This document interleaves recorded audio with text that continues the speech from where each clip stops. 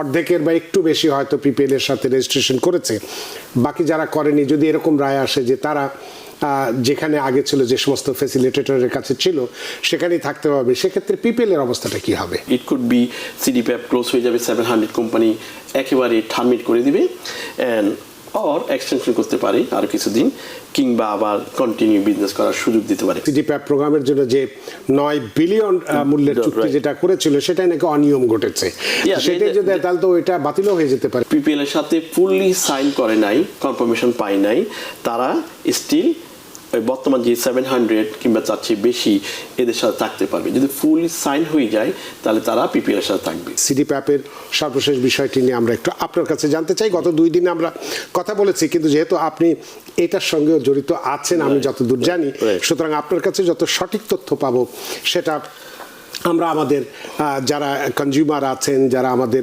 কমিউনিটিতে আছেন তারাও উপকৃত হবে। জনাব মোহাম্মদ হাশিম। ধন্যবাদ রানা, ধন্যবাদ টিভিএন দর্শকদেরকে যারা আজকে আমাদের অনুষ্ঠান দেখছেন। রাইট, যেহেতু টিভিএন অলওয়েজ লেটেস্ট নিউজগুলো কভার করেছে, আপনি বলেছেন গত 2 দিন আপনারা কভার করেছেন, তো যেটা আমাদের গত 2 সপ্তাহ আগে আমরা যেটা আপডেট দিয়েছিলাম আপনার সিডিপ্যাপের যারা সিডিপ্যাপ বন্ধ হয়ে যাবে এবং সেটা ডেডলাইন ছিল 28 তারিখের মধ্যে আপনার অবশ্যই পিপিএল এর সাথে রেজিস্ট্রেশন করতে হবে। সো 28 তারিখ ছিল ডেডলাইন, যদি না হয় তারা সার্ভিস লস করবে। কিন্তু যেখানে এখানে অনেকগুলো লস ছিল স্টিল, সো সেক্ষেত্রে একটা নিউজ ছিল which is great news for the our community people. আমাদের কমিউনিটির বেশিরভাগ মানুষ সিডিপ্যাপে থাকতে চায়, বিকজ অফ সিডিপ্যাপে থাকতে কারণে there is a tax exclusion. আপনি সিডিপ্যাপ হচ্ছে আপনার family member, take care family member, এটার আন্ডারে মেডিকেট ওয়াইভার, এটার আন্ডারে যদি আপনি থাকেন তাহলে সেক্ষেত্রে আপনার যে ইনকামটা সেটা আপনি পুরাটা এক্সক্লুশন করতে পারছেন। কিন্তু আপনার পাশাপাশি এখন যেটা পিসিএ যেটা সার্টিফিকেট নিয়ে করতে হয় লেক্সার মাধ্যমে, সেটাতে এক্সক্লুশনটা থাকতেছে না, যার ফলে আমাদের যে কমিউনিটি যারা এটার সাথে ইনভলভ তারা বেশিরভাগ থাকতে চায় সিডিপ্যাপে। সো গ্রেট নিউজ হচ্ছে যে মার্চের 31 তারিখ যেটা ইউএস ডিস্ট্রিক্ট কোর্ট জাজ ফেডরিক ব্লক একটা রিসেন্টলি একটা যে রায় দিয়েছে, সেই রায়ের মধ্যে কি হচ্ছে সেটা হচ্ছে যারা এখনো আপনার পিপিএল ফুললি রেজিস্ট্রেশন করে নাই তারা স্টিল সিডিপ্যাপে থাকতে পারবে। বর্তমান যেটা যাদের এক্সিস্টিং এফআই হুইচ ইজ এই আমাদের বর্তমান যেটা 700 কোম্পানি তাদের সাথে থাকতে পারবে আনটিল এপ্রিলের 4 তারিখ, মিনিং টুমরো লাস্ট ডেট, 4 দিন বাড়িয়ে দেওয়া হয়েছে। তো এই 4 ডেজের মধ্যে তারা যদি কেউ রেজিস্ট্রেশন না করে স্টিল যারা যেখানে আছে স্ট্যাটাস কো আর কি, যে আমাদের আমরা বলে গিয়েছিলাম 28 তারিখে হচ্ছে লাস্ট ডেট ছিল, তো সেটাকে এক্সটেনশন করে এপ্রিলের 4 তারিখে। তো আরেকটা গুড নিউজ হচ্ছে যদি কালকে আবার একটা নতুন করে রায় হবে, সেটা আপনার এই সকাল 11টার সময়, যে আপনার আপনি দুই পক্ষকে কাগজপত্র নিয়ে ব্রুকলিনের আই থিঙ্ক 225 ক্যাডম্যান প্লাজা, ওখানে most of the disability people থাকবে। সো ওইখানে একটা রায় হতে পারে। সো একটা গুড নিউজ হতে পারে, ব্যাড নিউজ হতে পারে। গুড নিউজটা হতে পারে যেমন মনে করেন হয়তো তারা বলবে যেহেতু ট্রানজেকশন অনেকে করতে পারে নাই, এখনো পিপিএল এ ঢুকতে পারে নাই, রেজিস্ট্রেশন কমপ্লিট করে নাই, এবং ক্লক আউট করতে সমস্যা হচ্ছে, কমপ্লিশন হচ্ছে না, এবং কেউ কল দিয়ে পাচ্ছে না, সেই ক্ষেত্রে তারা এই যারা রেজিস্ট্রেশন করতে পারে নাই হয়তো আরো সময় দিতে পারে 2 মাস কিংবা 6 মান্থ। আবার এটা হতে পারে যে যেহেতু এটা টু মাচ হয়ে যাচ্ছে পিপিএল এর জন্য একটা কোম্পানি করতে পারছে না, তখন এটাও হতে পারে যে এটা আমরা এক্সপেক্ট করতেছি, বাট আমরা বলতেছি না যেটা হতে পারে। সো হয়তো আবার সিডিপ্যাপ থেকেই যেতে পারে যে তোমরা যেভাবে, কারণ পিপিএল দেখেন, পিপিএল হচ্ছে আমাদের মতো একটা company, the private company. Georgia is not even the New Yorker company, জর্জিয়ার একটা কোম্পানি।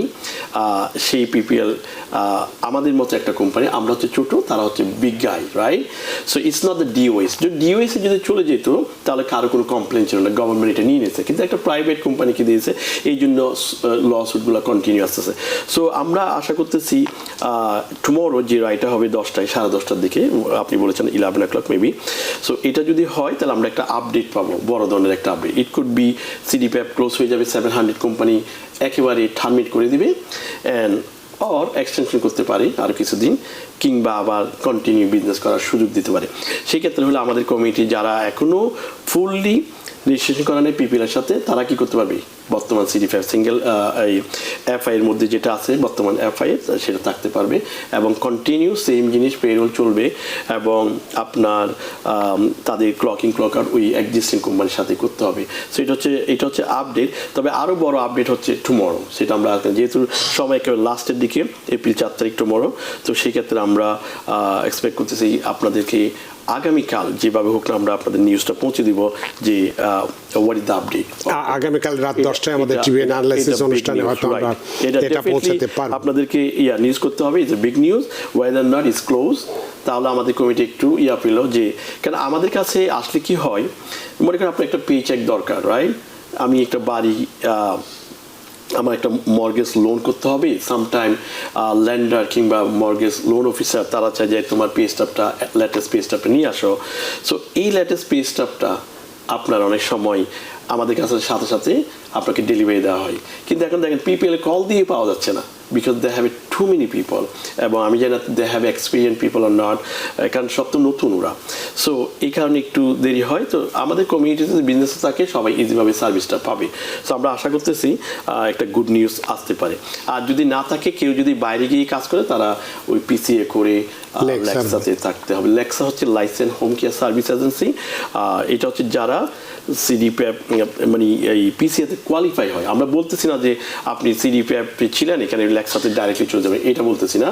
আপনারা যদি কোয়ালিফাই করেন, যদি আপনি daughter son in law daughter in law না হন, তাহলে ডেফিনেটলি আপনি অন্য জায়গায় যে যখন করতে হচ্ছে সেক্ষেত্রে নিতে পারেন, এটা আপনি করতে পারবেন। এক্ষেত্রে আপনার কাছে যে প্রশ্নটি, যেটা যে মামলাটি হয়েছে এবং যেটা স্ট্যাটাস কো দিয়েছে, সেক্ষেত্রে এই অবস্থার প্রেক্ষিতে যদি আমরা ধরে নেই যে যারা পিপিএল ইতোমধ্যে রেজিস্ট্রেশন করেছে এবং যারা করতে পারেনি, এই সংখ্যাটা কত আমি জানি না, টোটাল তো আমরা জানি 275,000-এর মতো বোধহয় সেবা গ্রহীতা আছে। এর মধ্যে অর্ধেকের বা একটু বেশি হয়তো পিপিএল এর সাথে রেজিস্ট্রেশন করেছে, বাকি যারা করেনি, যদি এরকম রায় আসে যে তারা যেখানে আগে ছিল, যে সমস্ত ফ্যাসিলিটেটরের কাছে ছিল সেখানেই থাকতে পারবে, সেক্ষেত্রে পিপিএল এর অবস্থাটা কি হবে? ওরা কি থাকবে, নাকি এই লোকগুলো আবার এখানে ফেরত আসতে পারবে? এখন যে গাইডলাইনটা অ্যাজ অফ টুডে এই মুহূর্তে পর্যন্ত যেটা আছে সেটা বলতেছে যারা has not fully sign with PPL, আচ্ছা, পিপিএল এর সাথে ফুললি সাইন করে নাই, কনফার্মেশন পায় নাই, তারা স্টিল বর্তমান যে 700 কিংবা তার চেয়ে বেশি এদের সাথে থাকতে পারবে। যদি ফুললি সাইন হয়ে যায় তাহলে তারা পিপিএল এর সাথে থাকবে। এখন যে ফ্যাসিলিটেটর আছে তারা হেল্প করছে, তারা কিন্তু পেরোল রান করবে না। যে আপনার 40টা ফ্যাসিলিটেটর আছে, এইগুলো কিন্তু they are helping people to registration complete করার জন্য পিপিএল এ, কিন্তু তারা কিন্তু পেরোল রান করছে, পেরোল রান করবে শুধুমাত্র পিপিএল। আর যদি আপনার এই অথরাইজেশন দেওয়া হয়, কোর্ট থেকে আসে যে এই 700 কোম্পানি থেকে, তাহলে তারাই পেরোল রান করবে। এখন হয়তো তখন আমরা শিওর 40 যে ফ্যাসিলিটেটর তারা কি করবে, কারণ তাদেরও তো বিজনেস করতে হবে। সো 700 কোম্পানি যদি থেকে যায়, তো তারাও তো থাকবে, তারাও নিজেরা পেরোল রান করতে পারবে। সো আমরা ওয়েট করতেছি প্রবলি টুমরো কোর্ট কেসের জন্য। তো এক্ষেত্রে তো যেটা আইনি বিতর্ক যেটা ছিল, সবচেয়ে বড় যেটা অভিযোগ ছিল যে সিডিপ্যাপ প্রোগ্রামের জন্য যে 9 বিলিয়ন মূল্যের চুক্তি যেটা করেছিল, সেটাই নাকি অনিয়ম ঘটেছে। সেটাই যদি তাহলে তো এটা বাতিল হয়ে যেতে পারে। এই ফিস ফ্রড, তারা তো এটাই বলতেছে। তবে এগুলো আপনি দেখেন যে ফ্রড যদি করে, সেরকম আপনার এটাকে ম্যানেজ করা যায়। ডিওএস আরো কঠোরভাবে যদি এই কোম্পানিগুলোকে আপনি, আমরা কয়েকদিন আগে দেখেছি যে ওয়ার্নিংগুলো আসছে, রাইট, যারা ইমিডিয়েটলি সিডিপিএফ থেকে পিসিএতে ট্রান্সফার করেছে এবং সার্টিফিকেটগুলো কেনা বেচা হয়েছে, আপনি দেখেছেন রাইট নিউজে। অলমোস্ট 36 কোম্পানিকে ডিওএস চিঠি দিয়েছে, ওয়ার্নিং দিয়েছে এটা না করার জন্য। সো সেক্ষেত্রে যদি হয়, তাহলে এরা এই 700 কোম্পানিকে ইজিভাবে তারাও কন্ট্রোল করতে পারে, তো তারা সেটা করে ফ্রডটা কমিয়ে আনতে পারে। নিউ ইয়র্ক থেকে সম্প্রচারিত টিভিএন 24 টেলিভিশন, বিশ্বজুড়ে বাঙালির কণ্ঠস্বর।